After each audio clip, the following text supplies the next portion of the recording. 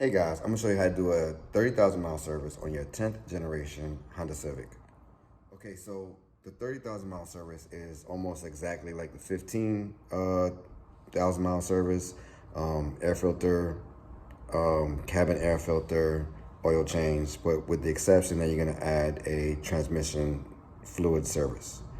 Of course, you're gonna inspect everything, rotate the tires. That's about it. So let's get to it. It's gonna be for automatic and a manual transmission. I'll go through both of them for you. Of course, the SI only has the manual transmission, and the Type R as well, and the rest of them have pretty much automatic transmission, which is going to be the CVT. Again, check the specs, make sure that you are putting the right fluid and the right, torque specs and everything else.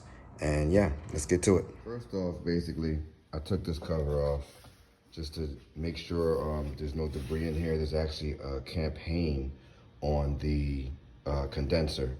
So what you want to do is make sure it's no leaks. This is the condenser right here. You want to make sure it's no leaks, make free of all leaves and stuff like that. As you can see, I took it out already. You're definitely gonna need one of these, all right, and a regular screwdriver to pop off those clips. It's not hard, just take it off, take your time, and you shouldn't have a problem. So if you don't know, this is where you place the jack for the front to jack it up. You might want to put 2x4s on the floor just to roll over them so you're a little higher so that you can fit the jack in here. And that is exactly where you place it. And this is, of course, is the cover, which we have to take down.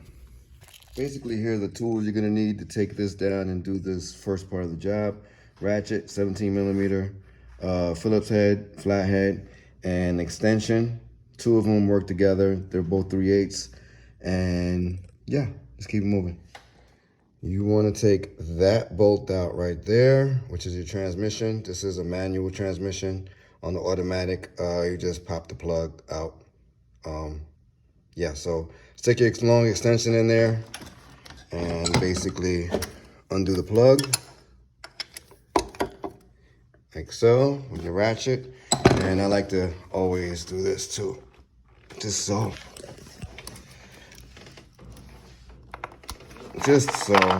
everything flows nice and smooth.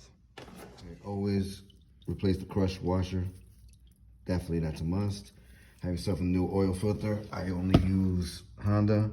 Make sure this is nice and clean. You want a bit of bead of lube around here. Oil, just a little bit of thin oil. Grab some, put some on. Basically, that's about it. Install that hand tight after you wipe it down with a rag, okay? Always wear gloves, guys. And yeah, let's put it back together. Don't over tighten that. I don't know what the spec is, but just make it, it's probably like 10 foot-pounds. You're gonna have to look up the spec, guys. I don't know, I've been doing this a long time, so I just know how tight to make it. Hand tight, as tight as you can make it, but using your hands only, okay? And what I mean by spec, the torque wrench spec, the torque, the amount of foot-pounds that you need to tighten that up. The drain plug for the transmission, all right? I already took the top off. All this is a 3/8 ratchet. It'll fit right in there, no problem. This is a manual, like I said before. On an automatic, you will have it about right here, and it'll be the same setup with a crush collar. Okay, guys, 4 quarts of oil, 2 quarts of transmission fluid.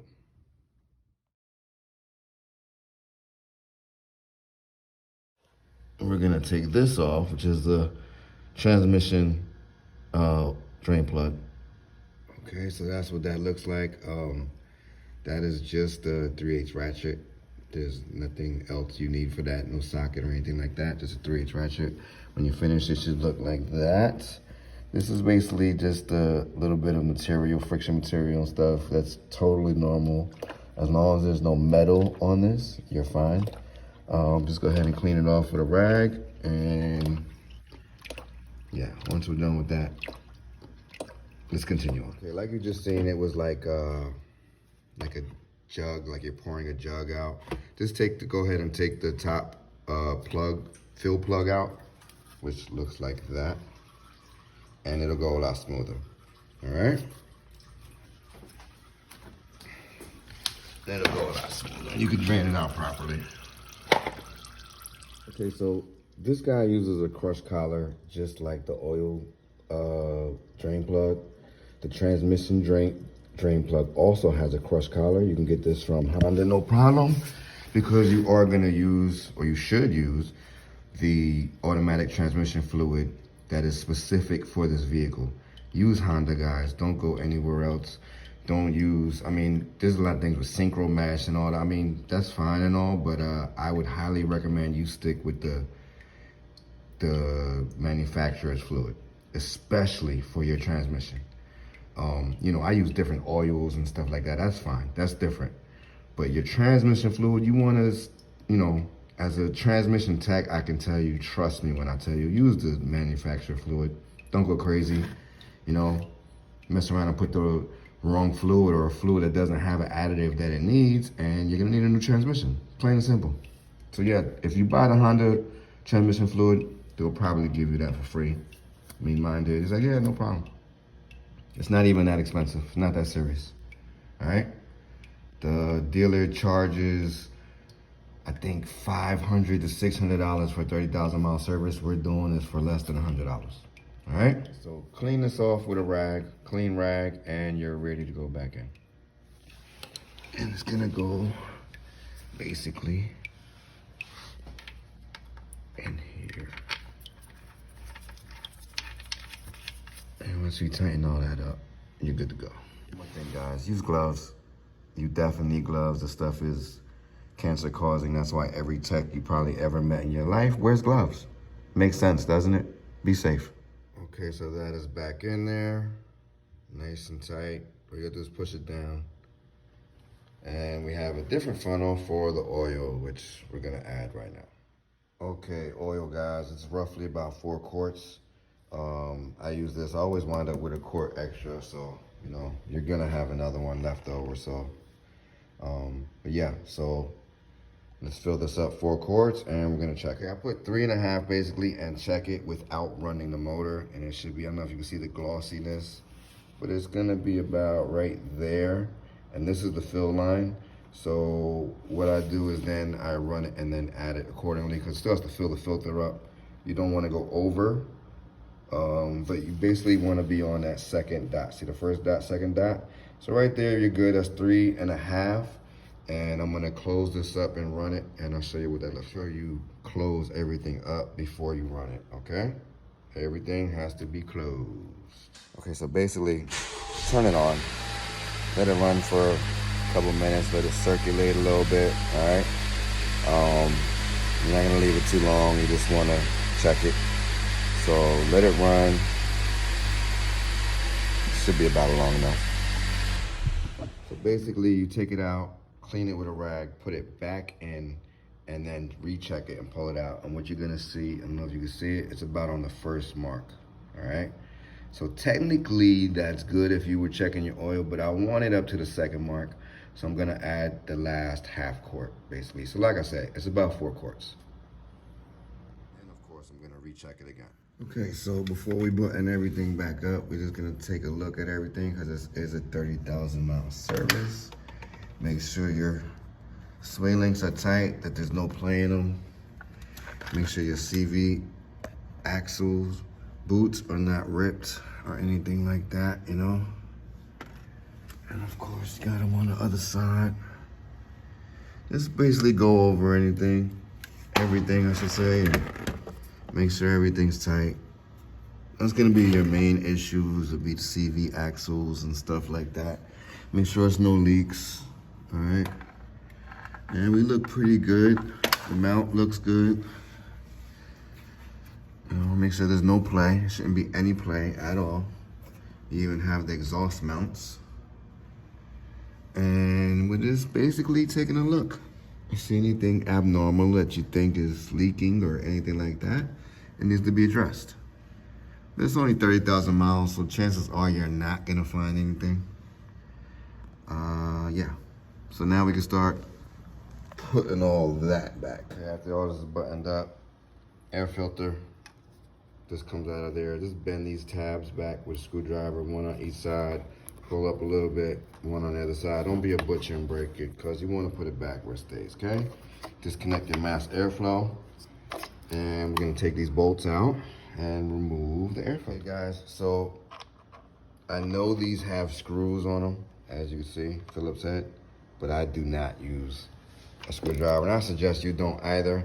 Little 8mm with a ratchet extension is the way to go. You're not gonna strip anything. I mean, seriously, do the right thing. Took the air filter out. I'm gonna put a new one. Just make sure this little tab right here, or you know, the little space, is in the front. Okay. You know, as you can see, I got a cheap filter. It really doesn't matter, because as you can see from the 15,000 mile service, it's hardly even worn. But we're gonna put a new one anyway, because we like a clean engine and it running properly, correct? In case you wanna know, that's the number for the Fram. All right, let's put it back. Okay guys, just snug these down. You're not tightening these at all. If I had to guess, it'd be like an inch-pounds. Seriously, like maybe 10 inch-pounds. Like, just snug them. They don't have to be tight at all whatsoever. And like I said, make sure you use a ratchet, 8mm. Rather than the Phillips head, you will strip them. All right, make sure this goes back in. Make sure that clicks back in, your mass airflow, and let's move on. Okay guys, just going over everything. You can see there's brake fluid in there. When you take this out, it's a little discolored and a little bit down. She's just wearing brakes down. That's fine. It's not a big deal. We are going to check the brakes in a minute, but I wouldn't be too concerned about the level, and do not fill it, because when you know, change your brakes in front of the calipers, that's when you're going to check the level. All right, so right now you're good. It shouldn't be a problem. I would wait to change it, to do a flush or anything like that. You're fine. I wouldn't worry about that right now. Okay, go over everything. Make sure the belts are good. Make sure they're not cracked. I had to get a different flashlight, so I don't see anything. You want to look at the ribs. I don't know if you can see that. You want to look at the ribs right there and make sure they're not cracked. See that little piece right? The like lines running. So make sure that's not cracked. All right. Put your hand in there. Make sure the tension is good. And you shouldn't have a problem. It's only one belt for this, so looks pretty good. Tension is fine. And no cracks or anything like that, so we're good to go. Let's move on. Coolant. Make sure it's cold when you do this. Don't do this hot, guys. It has to be cold. We want to just make sure that everything's good. Looks good to me. The level's okay, which is over here, and we're fine. Put it back on. There's a minimum and a maximum. Mind you, it's cold, so you should be at the minimum, which you'll be fine. It's a little bit above the minimum, so that's great. Washer fluid, of course, you can add washer fluid. Anytime you feel, I will add it. Okay guys, cabin air, this is the glove box. All your stuff will come out. Basically what you're gonna do is just bend this in a little bit. As you can see, the little tab right there. There's one on the other side. Just bend them in with 2 hands and it'll come right down. Or your stuff will fall, like I said. Anyway, that's the cabin air. I'm gonna take that off by basically moving those 2 little tabs, and it'll just come out, okay? It's just 2 little tabs on the side, and it comes right out. And that's your cabin air, okay? We're basically gonna take it out. It goes in only one way, and we're gonna put the new one in, okay? I believe there's an arrow. As you can see, the arrow is facing down when you take it out. You wanna put it back in the same way, all right? It's a little dirty. So yeah, cabin air filter definitely needed to be changed. This is basically what we're using, Walmart special, perfect fit. Put it back in, button it back up. Okay, guys, so I did have the emergency brake on before because I jacked up the front, and you know, that'd be a safe thing to do. If you're leaning the front, you don't want to roll when you're jacking it up. But now that I'm doing the rear, basically it's a little tab right here. Now this is the EX, so I don't know, I don't think the SI has that, but we're gonna check it out later on. But yeah, so do it right there. I gotta rotate the tires. All right, lifting the back on the SI because you have the exhaust in the back. This is where you're gonna pick it up from. Just be careful you don't crush the exhaust. Basically, you wanna shake it back and forth, up and down, make sure there's no play. Okay, last rotate the tires. It's 19 millimeter. Again, they have torque sticks and stuff like that. I can't tell you the torque, I just know by doing it. I have a gun, so that's what I use. You can do it by hand with the crowbar and stuff like that, but that's up to you. Just rotate the tires. Okay, guys, so we have the tires off, basically, and these are the back brakes, which we're checking. It has a lot of pad on them still, as you can see, so that's fine. You want to check the front and the back pad, and that's fine. It's a lot of, motors are nice and smooth. No play here. Just want to make sure everything is good. Check your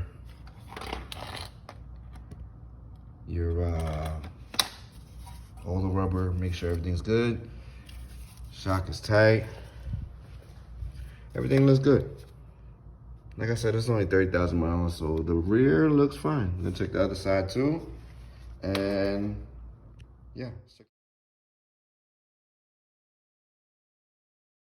You know, I'm actually impressed on those brakes.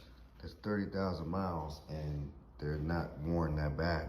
The tires are actually worn a little more than the brakes are. I mean, I don't have a gauge, but that's the wear pattern, and most tires have them. They're not bad, but they're getting there. Tires are you almost need tires already. I don't have my gauge to measure that in 30 seconds, but if I had to guess, that's a good 30 seconds. But I'll check them again later on, but you're gonna need tires real soon. Sooner than you're gonna need brakes. Yeah. Okay, guys, so this pretty much wraps it up, but before we're done, we gotta do one more thing. Because we changed the transmission fluid, we're gonna start the vehicle. We're just gonna run it in park. Foot on the brake, of course. Reverse. Neutral. Drive. Second. And low.